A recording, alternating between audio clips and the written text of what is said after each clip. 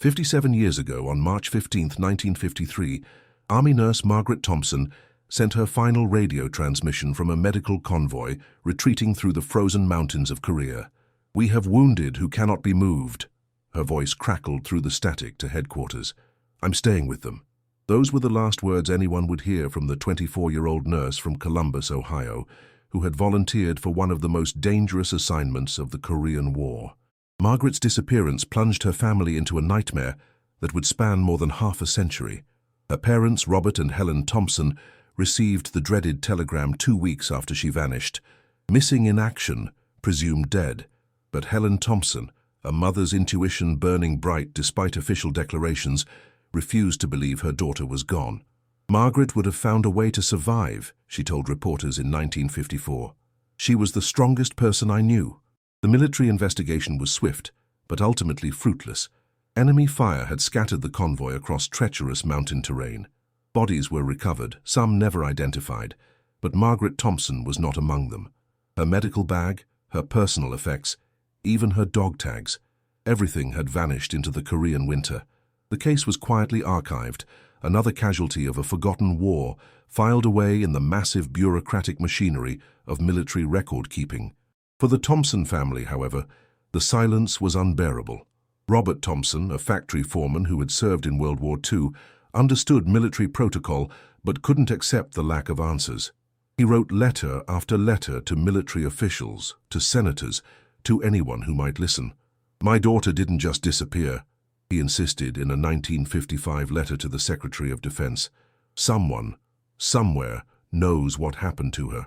The community of Columbus rallied around the Thompson family in those early years. Memorial services were held, scholarships established in Margaret's name, and her photograph appeared regularly in the local newspaper alongside pleas for information. But as months turned to years and years turned to decades, the intensity of the search diminished. The Korean War became history. Veterans returned home to build new lives. And gradually, Margaret Thompson's story faded from public consciousness. Yet Helen Thompson never stopped waiting. Every Veterans Day, every Memorial Day, she would visit the empty grave marked with Margaret's name in Green Lawn Cemetery. "Until I know for certain," she would tell her other children, "Margaret is still out there somewhere." Helen's faith became legendary in their small community, a testament to a mother's love that refused to surrender to uncertainty. By the 1980s, most of Margaret's family had accepted that they would never know the truth. Robert Thompson had passed away in 1978, his questions unanswered. Helen, now in her 70s, continued her vigil alone, writing annually to military archives, hoping that someone, someday, might uncover a forgotten document or remember a crucial detail that could bring her daughter home. The official military records remained maddeningly vague. Nurse Thompson was last seen during enemy engagement near Hill 255. Convoy scattered under heavy fire. Search operations suspended due to enemy presence. These sterile sentences provided no comfort to a family desperate for closure, no explanation for how a dedicated young woman could simply vanish from existence. What the Thompson family didn't know was that Margaret's story hadn't ended with that final radio transmission. Deep in a forgotten military archive, hundreds of miles away, documents waited in darkness, letters that would eventually reveal the extraordinary courage of a young nurse who faced her final days with unwavering dedication to those who needed her most. Margaret Thompson had never planned to become a war hero. Born in 1929 to working-class parents in Columbus, she grew up during the Great Depression with dreams that seemed impossibly large for a girl from their modest neighborhood. While other children played with dolls, Margaret practiced bandaging her stuffed animals and announced to anyone who would listen that she was going to be a nurse who helped people in faraway places. Her childhood was marked by an unusual empathy that both worried and amazed her parents. When a neighbor's dog was struck by a car, 8-year-old Margaret spent hours in their garage, carefully nursing the animal back to health with makeshift splints and borrowed gauze. When her younger brother Tommy fell from a tree and broke his arm, Margaret's calm, methodical response surprised even the arriving paramedics. "This little girl has natural instincts," the medic told Robert Thompson. "You should encourage this gift." The Second World War shaped Margaret's teenage years and solidified her calling. She volunteered at the local Red Cross, rolled bandages for overseas medical units, and spent her evenings reading nursing manuals borrowed from the public library. Her high school yearbook photo shows a serious young woman with determined eyes and a gentle smile, captioned with her stated ambition, "To serve where I'm needed most." In 1947, Margaret entered the Ohio State University School of Nursing on a partial scholarship she had earned through community service. Her professors remember her as exceptionally dedicated but also restless, always asking about overseas opportunities and international medical missions. Margaret had a calling that went beyond traditional nursing, recalled Dr. Patricia Walsh, her clinical supervisor. She was drawn to crisis situations, to places where others feared to go. The Korean conflict began just as Margaret was completing her training. While her classmates sought comfortable positions in civilian hospitals, Margaret immediately applied for military nursing service. Her parents were devastated. "We thought she'd work at Grant Hospital down the street," Helen Thompson later remembered. "We never imagined she'd want to go to war." Margaret's military training at Fort Sam Houston in Texas revealed her exceptional capabilities under pressure. Training officers noted her ability to remain calm during simulated combat scenarios and her natural leadership among fellow nurses. "Thompson demonstrates unusual courage and clinical judgment," her evaluation stated. Recommended for forward medical assignment. During her brief leave before deployment, Margaret spent precious weeks with her family, though she remained characteristically focused on her mission ahead. She studied Korean phrases, practiced treating combat wounds, and wrote detailed letters to military pen pals who could describe conditions in the field. Her preparation was meticulous, almost obsessive, as if she somehow sensed the challenges that awaited her. Her parents' last memory of Margaret was at the Columbus train station on September 12, 1952. She boarded the westbound train wearing her pristine military uniform, carrying a small duffel bag and the medical kit she had assembled with her own savings. "Write every week," Helen called out as the train pulled away. "Promise me you'll come home safe." Margaret's response, shouted through the train window, would haunt her mother for decades. "I promise I'll do everything I can to help people." That's what matters most. Letters from Margaret during her early months in Korea painted a picture of a young woman finding her purpose amid unimaginable hardship. She worked 18-hour shifts in makeshift medical facilities, treating everything from combat wounds to frostbite to diseases that thrived in the unsanitary conditions of war. Her correspondence revealed both the horror and the profound meaning she found in her service. "Dear Mom," she wrote in January 1953, "Yesterday I helped save a soldier who couldn't have been much older than Tommy. His gratitude reminded me why I'm here. This work is hard, but it's the most important thing I'll ever do." These letters, treasured by the Thompson family, would later serve as heartbreaking evidence of Margaret's state of mind in her final months, determined, compassionate, and utterly committed to her mission. By early March 1953, Margaret had been assigned to a mobile medical unit supporting frontline operations. The assignment was dangerous. These units operated close to combat zones, treating wounded soldiers before they could be evacuated to safer facilities. Margaret had volunteered for the position, despite warnings about the risks involved. Her final letter home, dated March 10, 1953, arrived 2 weeks after her disappearance. "The work here is more challenging than anything I imagined, but I've never felt more useful. Please don't worry about me.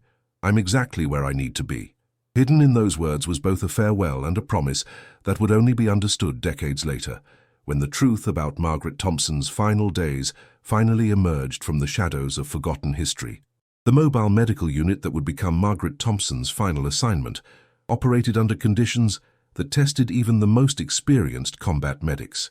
In early March 1953, Chinese and North Korean forces had launched a massive offensive, pushing United Nations troops into chaotic retreat across mountainous terrain that seemed designed to swallow armies whole. Margaret's unit, officially designated Mobile Army Surgical Hospital 7749, consisted of 12 medical personnel, essential surgical equipment, and enough supplies to treat wounded soldiers during the most dangerous phase of military operations, the retreat under fire. These units were the thin line between life and death for soldiers who couldn't wait for evacuation to safer facilities miles behind the front lines. The terrain itself was an enemy. Korean mountains in March meant freezing temperatures, treacherous ice-covered roads, and visibility limited by snow and fog that could conceal enemy positions until it was too late. Supply convoys moved in single file along narrow mountain paths, vulnerable to ambush at every curve. Medical units like Margaret's operated knowing that they might need to abandon their position at any moment, leaving behind equipment and sometimes even patients who couldn't be moved. Survivors of other medical units from that period remember the constant tension. "You learn to work with one ear always listening for incoming artillery," recalled Dr. James Morrison, who served with a parallel unit during the same offensive. The nurses were incredible. They'd continue treating patients while enemy shells were landing 100 yards away. Margaret's letters home during her first weeks with the mobile unit reveal her adaptation to these extreme conditions.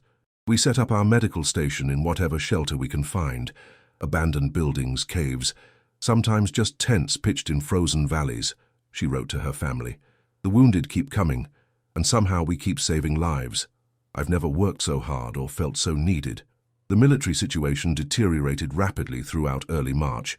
Chinese forces had committed massive reserves to their spring offensive, overwhelming United Nations positions across a broad front.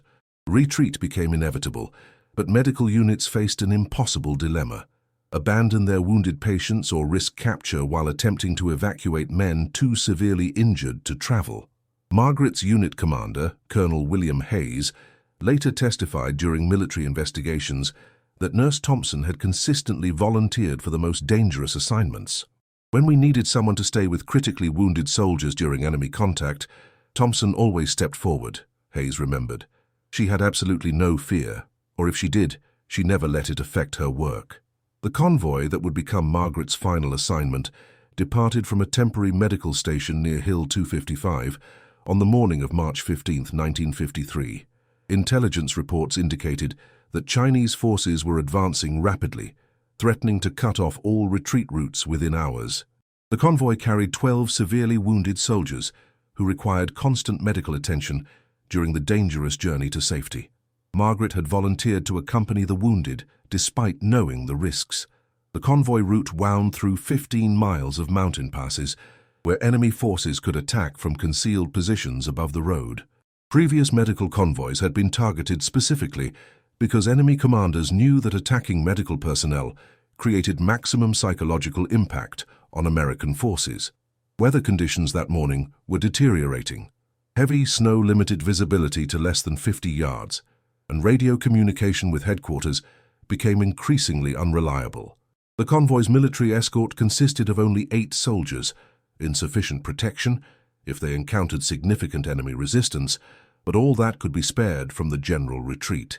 At approximately 2:30 p.m., the convoy reached the most dangerous section of their route, a narrow pass where the road curved around steep cliffs, with no possibility of turning around if they encountered obstacles ahead. This was where Margaret Thompson would make her final radio transmission, and where her story would disappear into the chaos of war. The last confirmed sighting of Margaret came from Sergeant Robert Chen, the convoy's communications specialist. Nurse Thompson was in the back of the medical transport, working on a soldier with chest wounds, Chen recalled decades later. "She looked up when the first mortar round hit and told me to radio for air support. Her voice was completely calm, like she was asking for more bandages instead of help under fire. What happened next would remain a mystery for 57 years, hidden in the fog of war and buried beneath the massive bureaucratic machinery of military record-keeping. But somewhere in those frozen mountains, Margaret Thompson was writing the final chapter of a story that would eventually transform her into a symbol of courage, sacrifice, and the power of human compassion in the darkest moments of conflict. Now, I invite you to leave in the comments where you're watching us from and the exact time you're listening to this story. We're interested to know how far and at what moments of day or night these documented reports reach. The official search for Margaret Thompson lasted exactly 6 days. Between March 21st and March 27th, 1953, military search teams combed the mountainous terrain where her convoy had been ambushed, finding scattered medical equipment, abandoned vehicles, and the bodies of 3 soldiers who had died in the initial enemy attack. But Margaret Thompson had vanished as completely as if she had never existed. The military investigation that followed was thorough by wartime standards but ultimately inconclusive. Surviving members of the convoy's military escort reported that enemy fire had scattered the vehicles across a wide area during a coordinated ambush. Some wounded soldiers had been successfully evacuated, others had died at the scene, and a few, including Margaret, had simply disappeared into the chaos of combat and the unforgiving Korean winter. Colonel Hayes, Margaret's commanding officer, filed his official report on April 15, 1953. Nurse Thompson was last observed treating wounded personnel under enemy fire. Her dedication to patient care prevented her evacuation when the convoy came under attack. Despite extensive search operations, no trace of Nurse Thompson has been recovered. She is hereby classified as missing in action, presumed killed in enemy action. For the Thompson family in Columbus, Ohio, this official language provided no comfort and precious little information. Helen Thompson's initial response was denial so profound that neighbors worried about her mental health. They didn't find her body, she insisted to anyone who would listen. That means she could still be alive somewhere. Robert Thompson, more pragmatic but equally devastated, began what would become a decades-long campaign to uncover the truth about his daughter's disappearance. The Korean War officially ended with an armistice agreement on July 27, 1953, but for families like the Thompsons, the conflict continued in the form of unanswered questions and bureaucratic frustration. Prisoner exchanges revealed that Margaret was not being held in enemy camps. Survivor accounts provided no additional clues about her fate. Military records remained classified, accessible only to immediate family members who lacked the expertise to interpret the technical language of combat reports. Throughout the 1950s, Helen Thompson became a familiar figure at Veterans Administration offices, military bases, and government buildings throughout Ohio. She carried a manila folder containing Margaret's photograph, military records, and increasingly desperate letters to officials who might possess additional information. "My daughter didn't just disappear," became her constant refrain. "Someone, somewhere, knows what really happened to her." The military's response was consistently sympathetic, but ultimately unhelpful. Form letters acknowledged the family's grief and praised Margaret's service, but provided no new information about the circumstances of her disappearance. The Department of the Army regrets that no additional details are available regarding Nurse Thompson's fate, became a standard response that arrived annually, as predictable and uninformative as tax forms. Community support for the Thompson family's search gradually diminished as the Korean War faded from public consciousness. The 1950s brought prosperity and optimism to America, making the distant tragedy of a missing nurse seem increasingly irrelevant to daily life. Memorial services for Margaret became smaller and less frequent. Newspaper articles about her disappearance moved from front-page news to brief mentions buried in later sections. By 1960, most of Margaret's nursing school classmates had married, raised families, and built successful careers in civilian hospitals. Their conversations about their missing friend became awkward, filled with platitudes about heroic service and meaningful sacrifice. "We didn't know what to say to Helen Thompson anymore," recalled Patricia Walsh, Margaret's former clinical supervisor. "How do you comfort a mother who refuses to accept that her daughter is gone?" The 1960s and 1970s brought new wars, new tragedies, and new missing persons cases that captured public attention. Margaret Thompson's story became historical footnote, remembered primarily by her immediate family and a shrinking circle of Korean War veterans who occasionally mentioned the dedicated nurse who had vanished in the mountains. Veterans organizations honored her memory during Memorial Day ceremonies, but these tributes felt increasingly ritualistic rather than personal. Robert Thompson's death in 1978 marked the end of the family's most determined investigative efforts. He had spent 25 years writing letters, making phone calls, and pursuing every possible lead that might explain his daughter's disappearance. His filing cabinets contained hundreds of documents, military reports, correspondence with government officials, and his own meticulously maintained timeline of Margaret's final weeks in Korea. Helen Thompson, now in her 70s and increasingly frail, continued her solitary vigil, but with diminished energy and fading hope. Her monthly visits to military archives became less frequent. Her letters to government officials grew shorter and more resigned. "I just want to know what happened to my little girl," she wrote in one of her final letters to the Department of Defense in 1985. "I'm running out of time to find out." What Helen Thompson couldn't have known was that her daughter's story was preserved in documents that would remain classified and forgotten for decades. Deep in military archives, Filing cabinets contained evidence that would eventually reveal the extraordinary courage and sacrifice of a young nurse who had faced her final days with unwavering dedication to the wounded soldiers in her care. The official silence surrounding Margaret Thompson's disappearance represented more than bureaucratic indifference. It reflected the military's institutional reluctance to acknowledge cases that couldn't be neatly resolved. Missing persons reports raised uncomfortable questions about command decisions, evacuation procedures, and the vulnerability of medical personnel in combat zones. It was easier to file such cases away than to confront the complex realities of war that they represented. Helen Thompson's bedroom in the modest Columbus house became a shrine to hope that bordered on obsession. By 1980, the walls were covered with maps of Korea, photographs of Margaret in uniform, and carefully organized timelines documenting every known detail of her daughter's final weeks. A small desk by the window held neat stacks of correspondence with government officials, veteran organizations, and anyone who might possess even fragments of information about the missing nurse.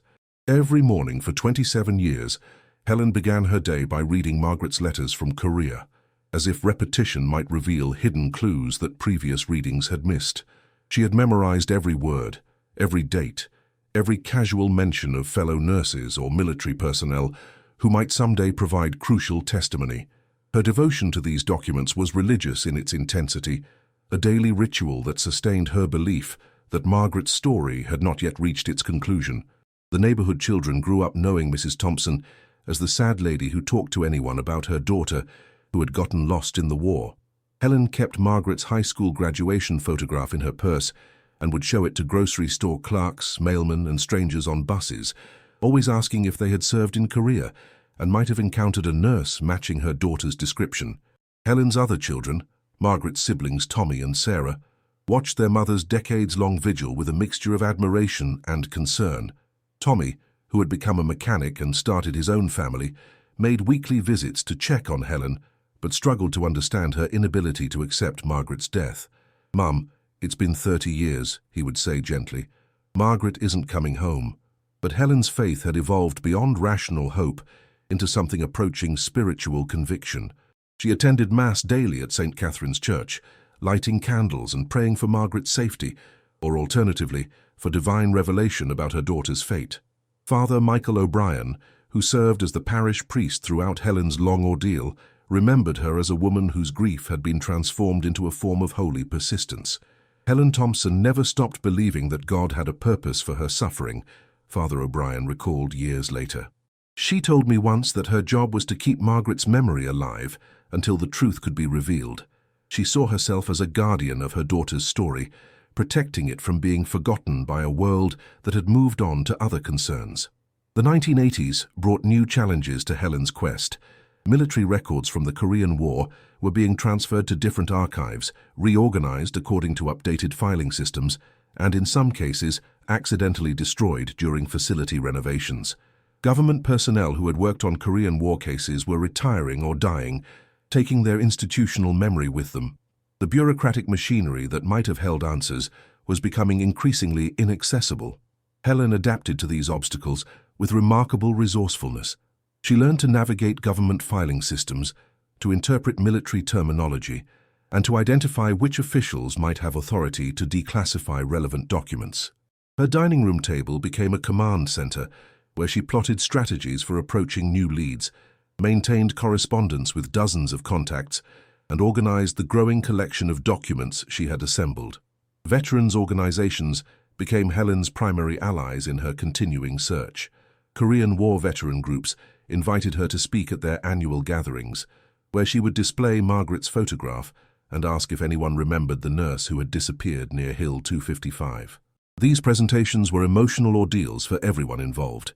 Helen's unwavering faith confronting a room full of men who knew too well how easily people could vanish in combat. Some veterans were moved by Helen's persistence and provided fragmentary memories that she carefully recorded and cross-referenced with her existing timeline. A medic from a neighboring unit remembered treating wounded soldiers who had mentioned a brave nurse who had stayed behind during an enemy attack. A communications specialist recalled intercepting radio transmissions from a medical convoy under fire, including a woman's voice requesting air support for wounded personnel. These scattered testimonies never provided definitive answers, but they sustained Helen's conviction that Margaret's final hours had been heroic rather than merely tragic. "Every person who remembers her tells me the same thing," Helen would say during her presentations to veteran groups. Margaret was helping wounded soldiers right up until the end. That's exactly what she would have done. Helen's dedication began attracting attention from local media outlets during the 1980s, as human interest stories about her decades-long search appeared in newspapers and television news programs. These articles typically portrayed her as either an inspiring example of maternal love or a tragic figure unable to accept reality, depending on the reporter's perspective. Helen cooperated with journalists because she hoped that publicity might reach someone with crucial information about Margaret's fate. The media attention also connected Helen with other families searching for missing military personnel. She began corresponding with mothers and wives whose loved ones had disappeared in Korea, Vietnam, and other conflicts, sharing strategies and providing emotional support for searches that might continue for generations. These relationships provided Helen with a community that understood her refusal to abandon hope. By the late 1980s, Helen Thompson had become an unofficial expert on military procedures for handling missing personnel cases. Government officials who initially dismissed her inquiries learned to respect her detailed knowledge of regulations, filing systems, and proper channels for requesting information. Her persistence had earned her a reputation as someone who would never stop asking questions, never accept bureaucratic deflection, and never surrender her belief that families deserved answers about their missing loved ones. What Helen couldn't have known was that her decades of searching had created a paper trail that would eventually help researchers identify the documents that contained Margaret's true story. Her letters to government officials, her requests for information, and her detailed timeline of Margaret's service had established an official record of interest that would prove crucial when military archivists began digitizing Korean War documents in the early 2000s. Helen Thompson died in 1995, 42 years after Margaret's disappearance, still waiting for answers that seemed destined to remain forever beyond reach. Her funeral was attended by dozens of Korean War veterans who had been touched by her unwavering faith and determination. But Helen's death was not the end of Margaret Thompson's story. It was simply the conclusion of one chapter in a narrative that would continue to unfold in ways that no one could have anticipated. The year 2010 marked the beginning of the most comprehensive digitization project in military history. Warehouse after warehouse of Korean War documents, many untouched since the 1950s, were being systematically scanned, catalogued, and made accessible to researchers and family members who had waited decades for answers about missing loved ones. At the National Personnel Records Center in St. Louis, Missouri, a team of archivists led by Dr. Jennifer Walsh began the painstaking process of converting millions of paper documents into digital format. The project was expected to take 15 years and involve the examination of every file, photograph, and piece of correspondence related to American military personnel who had served in Korea between 1950 and 1953.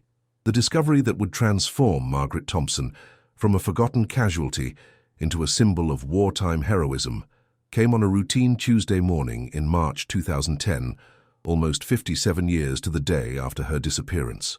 Archivist Sarah Martinez was processing a box of documents labeled Medical Corps, Miscellaneous Correspondence 1953, when she encountered a manila envelope marked Personal Effects, Nurse M. Thompson, Hold for Family Contact. Inside the envelope were 17 letters, each written in Margaret's careful handwriting and addressed to various colleagues, family members, and military personnel. The letters had been recovered from a destroyed medical facility near Hill 255 in April 1953, nearly a month after Margaret's disappearance, but had somehow never been processed through proper channels or forwarded to their intended recipients. Sarah Martinez, whose own grandfather had served in Korea, immediately recognized the potential significance of these documents. The letters were dated between March 8 and March 15, 1953, covering the exact period when Margaret Thompson had vanished. As Sarah began reading the first letter, she realized she was holding evidence that could finally answer questions that had haunted a family for more than half a century. The letters revealed Margaret's state of mind during her final weeks with heartbreaking clarity. Written during brief rest periods between treating wounded soldiers, they provided an intimate account of the medical unit's retreat through enemy-occupied mountains and Margaret's growing awareness that she might not survive the chaotic final days of combat. "Dear Mum," read the letter dated March 12, 1953, "the situation here is more dangerous than I can describe in a letter that might be censored. We're treating wounded soldiers faster than we can evacuate them to safety. I want you to know that I've never been more proud to be a nurse. Every life we save makes everything worthwhile." Dr. Walsh, the project director, was contacted immediately about the discovery. As she examined the letters under proper archival conditions, she realized they represented one of the most complete accounts ever found of a medical unit's final days during the Korean War retreat. Margaret's careful documentation of patient care, evacuation procedures, and enemy contact provided historians with invaluable insights into the reality of combat medicine under extreme conditions. The letter dated March 14th, just one day before Margaret's disappearance, contained passages that would later be quoted in military hospitals around the world. "Yesterday I helped save a young soldier who reminded me of Tommy. He held my hand and said I was his guardian angel. I told him that angels don't get scared, but the truth is I'm terrified every day. The difference is that fear doesn't matter when people need your help." But it was the final letter, dated March 15th, the day of the convoy ambush, that would transform Margaret Thompson into a legend.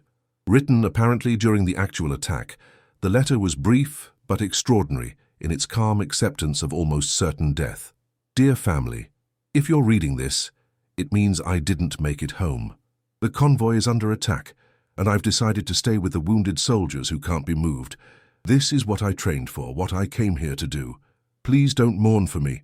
I'm exactly where I chose to be.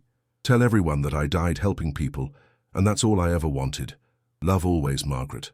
The discovery of Margaret's letters created immediate excitement throughout the military archives community. Dr. Walsh contacted the Department of Defense, which began the process of officially notifying Margaret's surviving family members. Tommy Thompson, now 67 years old and living in Cincinnati, received the phone call that his mother Helen had waited decades to receive. "I couldn't believe it," Tommy recalled later. "After all those years of wondering, suddenly we had Margaret's own words describing her final days. It was like getting a letter from her delivered 57 years late." The letters also contained crucial information about the convoy ambush that had never been included in official military reports. Margaret described the tactical situation, the number of wounded soldiers in her care, and her deliberate decision to remain with patients who were too severely injured to evacuate during the enemy attack. Her account contradicted military assumptions that she had been killed or captured during the initial assault. Sarah Thompson Martinez, Margaret's niece who had been named after her missing aunt, was now a nurse practitioner in Columbus, the same city where Margaret had grown up decades earlier. The family resemblance was striking, and Sarah's career choice seemed to represent a continuation of Margaret's calling across generations. If this case has already captured you, leave a like. It helps Margaret Thompson's story reach more people. "Reading those letters was like finally meeting the aunt I'd heard about my entire life," Sarah said. "Suddenly she wasn't just a photograph on my grandmother's wall. She was a real person who made an incredible choice to stay with wounded soldiers even when she knew it might cost her life." The letters were immediately authenticated by military historians and document experts, who confirmed both their genuineness and their historical significance. Margaret's handwriting was verified against samples from her nursing school records, and the paper and ink were consistent with military supplies available in Korea during 1953. The 17 letters discovered in Margaret Thompson's personal effects provided an unprecedented window into the mind of a combat nurse, facing almost certain death with extraordinary grace and courage. As military historians began analyzing the documents, they realized that Margaret's final correspondence represented one of the most complete first-hand accounts of medical personnel behavior under extreme combat conditions ever recovered from the Korean War. The letter dated March 10th, 5 days before her disappearance, revealed Margaret's growing awareness that her unit was operating in increasingly dangerous territory. "We're much closer to enemy lines than we've ever been before," she wrote to her nursing school roommate, Patricia Walsh. "The wounded soldiers keep coming, and we keep treating them, but everyone knows we're in a vulnerable position. Command keeps promising that we'll be evacuated to safer ground, but the tactical situation changes faster than anyone can plan for. What made Margaret's letters extraordinary was not just their historical value, but the psychological portrait they painted of a young woman transforming fear into purpose. Military psychologists who later studied the documents noted that Margaret's writing showed classic signs of combat stress: acknowledgement of danger, concern for family, awareness of mortality, but also demonstrated remarkable emotional resilience and commitment to her mission.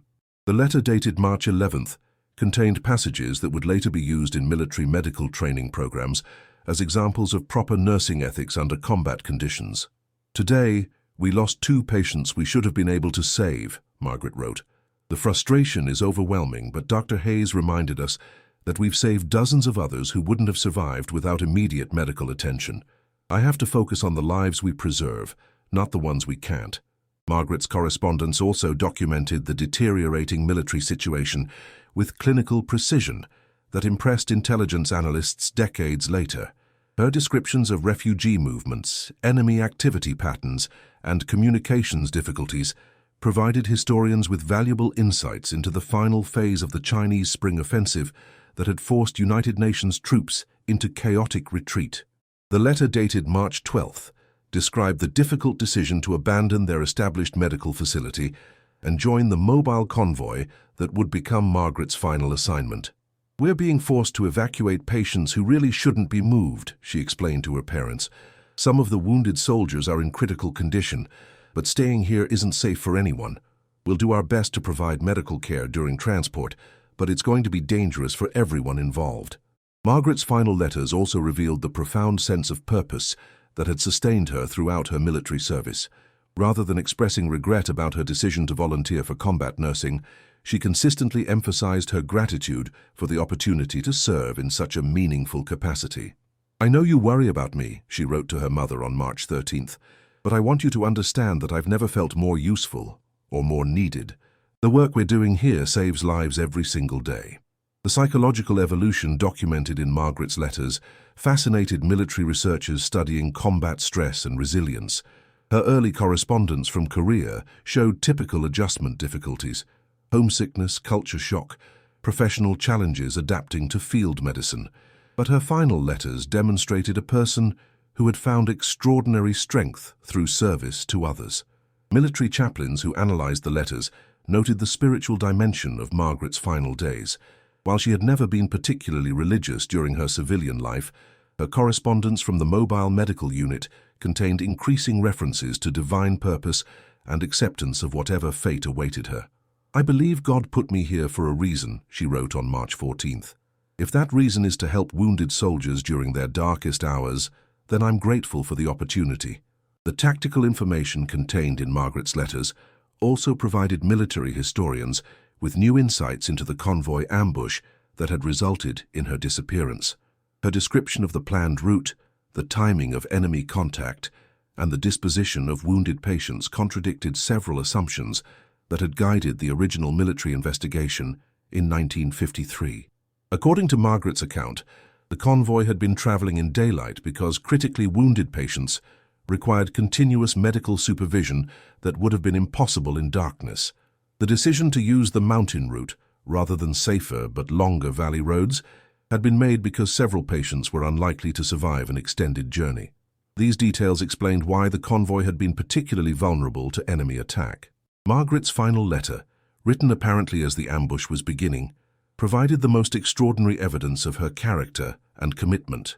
Military analysts noted that the handwriting remained steady despite the extreme circumstances, suggesting that Margaret had maintained remarkable composure even as enemy fire was endangering everyone in the convoy. "The shooting has started, and it's clear that we're outnumbered and in a bad position," she wrote. "Several wounded soldiers can't be moved without risking their lives, so I volunteered to stay with them while the others evacuate to safety.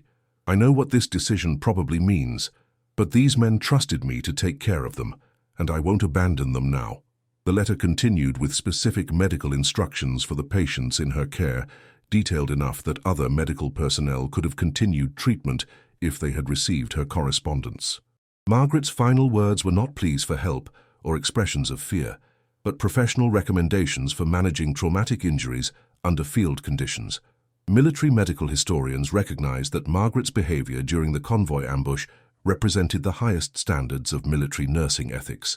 Her decision to remain with wounded patients rather than evacuating to safety exemplified the commitment to patient care that defined the best traditions of military medicine. The discovery of Margaret's letters also resolved several mysteries that had puzzled military investigators for decades. Her detailed account of the convoy's tactical situation explained why search teams had been unable to locate her body or personal effects. The terrain and enemy presence had made thorough searches impossible, and Margaret's position with the wounded soldiers had placed her in the most exposed and dangerous area during the ambush.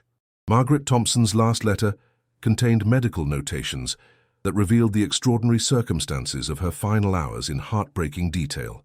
Written on military medical forms and scraps of paper during the convoy ambush, these notes documented her efforts to treat wounded soldiers while under direct enemy fire, creating a minute-by-minute account of heroism that military historians would later compare to the most famous examples of combat medicine courage. The tactical situation that Margaret faced on March 15, 1953, was virtually hopeless from the beginning.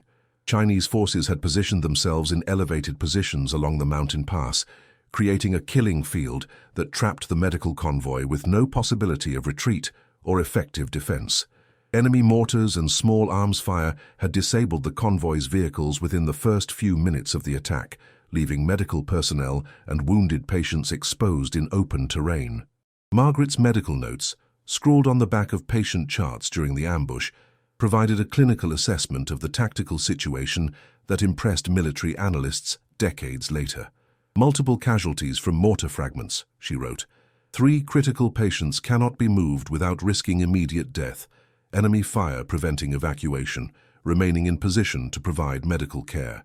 The wounded soldiers under Margaret's care included Sergeant Robert Martinez, who had suffered severe abdominal wounds during a previous engagement, Private First Class David Kim, whose legs had been shattered by enemy artillery, and Corporal William Jackson, who was suffering from traumatic head injuries that required constant monitoring.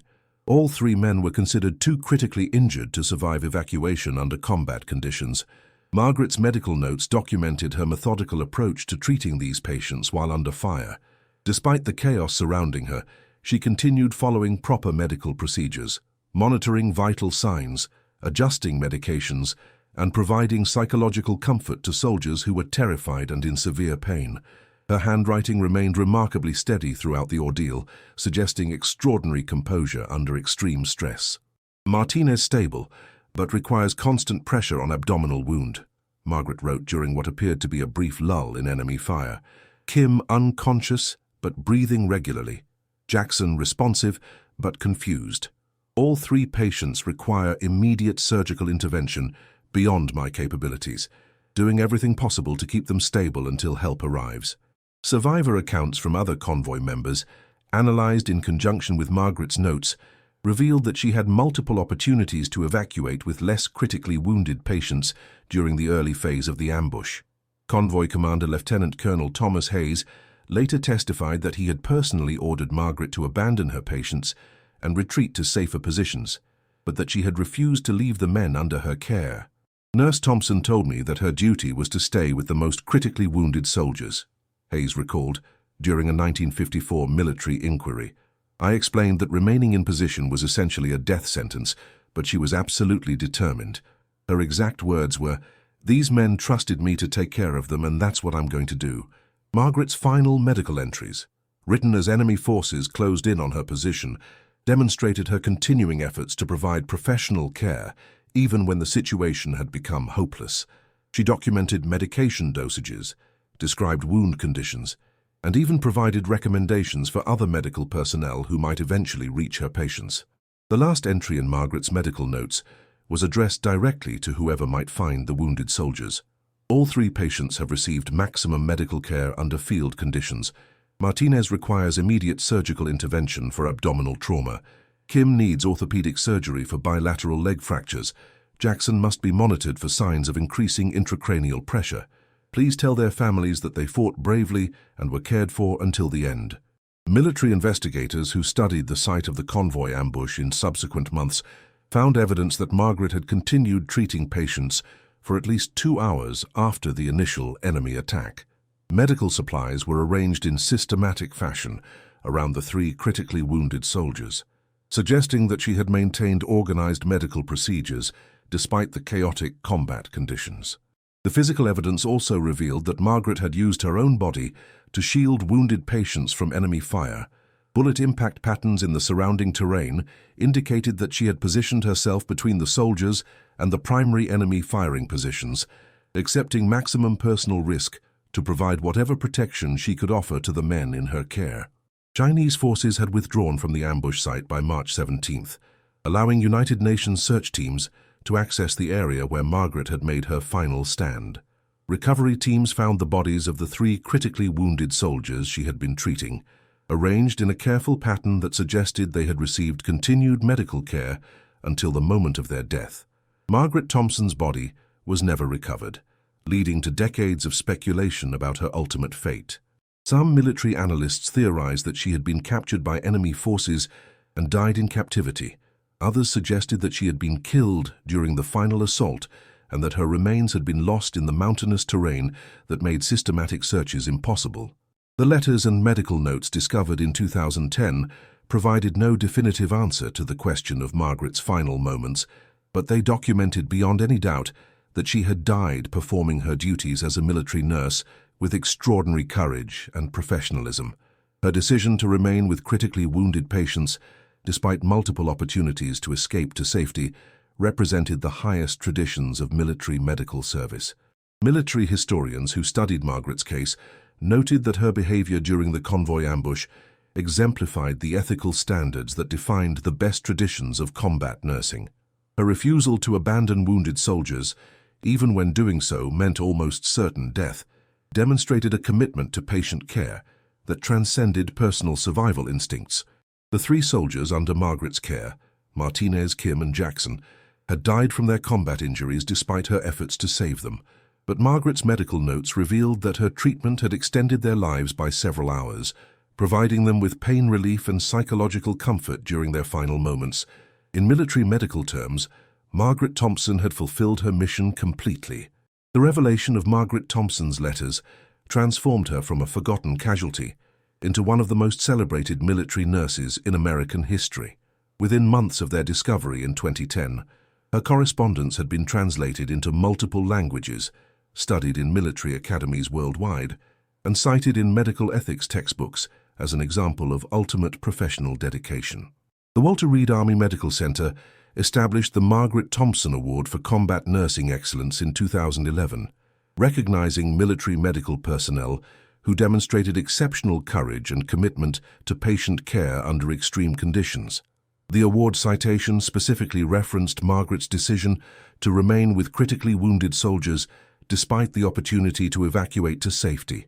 Tommy Thompson, Margaret's surviving brother, was invited to present the first Thompson Award to a Navy medic who had saved 12 wounded Marines during a firefight in Afghanistan. At age 68, Tommy bore a remarkable resemblance to his sister, sharing her gentle eyes and determined expression.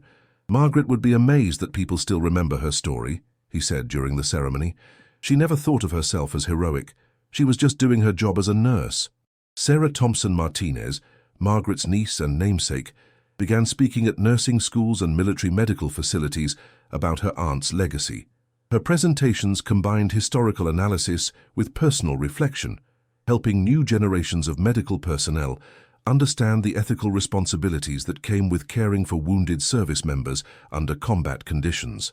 Margaret's letters teach us that nursing isn't just about medical procedures, Sarah would tell her audiences. It's about making a commitment to your patients that transcends personal safety or convenience. She understood that being a nurse meant accepting responsibility for the lives entrusted to your care, regardless of the circumstances. The military medical community embraced Margaret's story as a powerful example of the values that should guide combat medicine. Her letters were incorporated into training programs for military nurses, combat medics, and field surgeons, providing real-world examples of ethical decision-making under extreme pressure. Dr. Jennifer Walsh, who had directed the archive project that uncovered Margaret's correspondence, noted that the letters provided invaluable insights into the psychological challenges faced by medical personnel in combat zones. Margaret's writing shows us how someone can transform fear and uncertainty into purposeful action, Dr. Walsh explained. Her example helps us understand how to maintain professional standards even when facing life-threatening situations. The discovery of Margaret's letters also prompted renewed interest in other missing personnel cases from the Korean War. Families who had waited decades for information about their loved ones found hope in the possibility that additional documents might be uncovered during the ongoing digitization project. Helen Thompson's decades-long search for answers about her daughter had created an extensive paper trail that proved invaluable to researchers studying the archive discovery process. Her detailed correspondence with military officials, her meticulous timeline of Margaret's service, and her careful preservation of family documents had established the foundation that made identification of the letters possible. Veterans organizations honored Margaret's memory during ceremonies at Korean War memorials across the country. Her story resonated particularly strongly with medical personnel who had served in subsequent conflicts, who recognized in Margaret's letters the same challenges and ethical dilemmas they had faced in Vietnam, Iraq, and Afghanistan. The Korean War Veterans Memorial in Washington, D.C. added Margaret Thompson's name to a special register recognizing military medical personnel who had died while treating wounded soldiers under combat conditions. The inscription read simply, "Army Nurse Margaret Thompson, missing in action, March 15, 1953, found in service March 15, 2010. Margaret's letters were eventually published in a book titled Letters from the Mountain, The Margaret Thompson Story, with proceeds donated to scholarships for military nursing students. The book became required reading at several military medical schools and was translated into Korean, Chinese, and German for international military medical programs. The scholarship program established in Margaret's honor had provided educational assistance to more than 200 military nursing students by 2020, continuing her commitment to medical service across new generations. Recipients of Thompson's scholarships were required to study her letters and write essays about the ethical responsibilities of military medical personnel. Tommy Thompson lived to see his sister's story reach international recognition before his death in 2018 at age 75. His final interview, recorded for a documentary about Korean War nurses, reflected on the family's long journey from grief to understanding. For 65 years, we wondered what happened to Margaret. Now we know she died exactly as she lived, taking care of people who needed her help. Margaret Thompson's legacy extended beyond military medicine to inspire civilian medical personnel facing ethical challenges in their own practice. Her letters were cited in medical ethics discussions about patient abandonment, resource allocation during emergencies, and the professional obligations of healthcare workers during natural disasters and pandemic conditions. The mountain pass in Korea, where Margaret made her final stand, was designated as a memorial site in 2015, marked with a plaque honoring her sacrifice and the 3 soldiers who died under her care. The memorial was jointly dedicated by American and South Korean officials, recognizing the international significance of her story. Margaret Thompson had achieved the immortality that comes from inspiring others to acts of courage and compassion. Her letters continued to influence military medical training, nursing education, and ethical discussions about professional responsibility under extreme conditions. The young woman who had disappeared into a Korean winter had emerged decades later as a symbol of the highest ideals of medical service. The questions that had haunted the Thompson family for 57 years had finally been answered, not through the bureaucratic machinery of military investigation, but through Margaret's own words preserved against impossible odds in forgotten archives. Her voice, silenced by enemy fire in 1953, had found a way to speak across the decades, transforming tragedy into inspiration and loss into legacy. Margaret Thompson's story reminded everyone who encountered it that heroism often occurs in moments when no one is watching, when the only witness to courage is conscience itself. Her decision to remain with wounded soldiers, documented in her own handwriting during the final hours of her life, had created a testament to the power of human compassion that would inspire medical personnel for generations to come. Subscribe to our channel to explore more archived and disturbing cases. Thank you for following Margaret Thompson's story. See you in the next video.